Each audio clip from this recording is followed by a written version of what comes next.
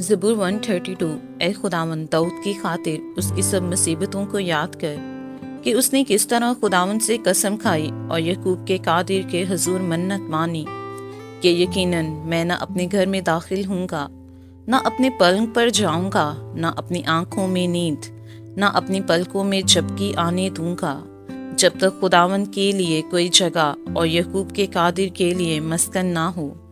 देखो, हमने उसकी खबर इफ्राता में सुनी, हमें ये जंग के मैदान में मिली। हम उसके मस्कनों में दाखिल होंगे, हम उसके पाँव की चौकी के सामने सिजदा करेंगे।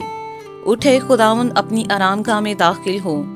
तू और तेरी कुदरत का संदूक, तेरे काहिन सदाकत से मुलब्बस हों और तेरे मुकद्दस खुशी के नारे मारें। अपने बंदा दाऊद की खातिर अपने ममसू की दुआ ना मंजूर ना कर।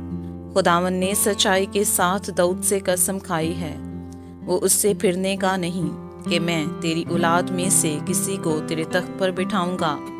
अगर तेरे फर्जंद मेरे अहद और मेरी शहादत पर जो मैं उनको सिखाऊंगा अमल करें, तो उनके फर्जंद भी हमेशा तेरे तख्त पर बैठेंगे, क्योंकि खुदावन ने सयून को चुना है, उसने उसे अपने मस्कन के लिए पसंद किया है। ये हमेशा के लिए मेरी आरामगाह है, मैं यहीं रहूंगा क्योंकि मैंने इसे पसंद किया है।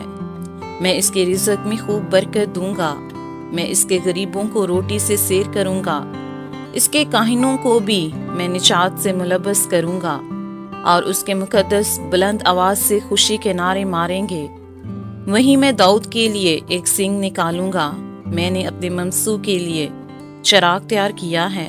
मैं उसके दुश्मनों को शर्मिंदगी का लिबास पहनाऊंगा, लेकिन उस पर उसी का ताज रौनक अफरोज होगा। आमीन।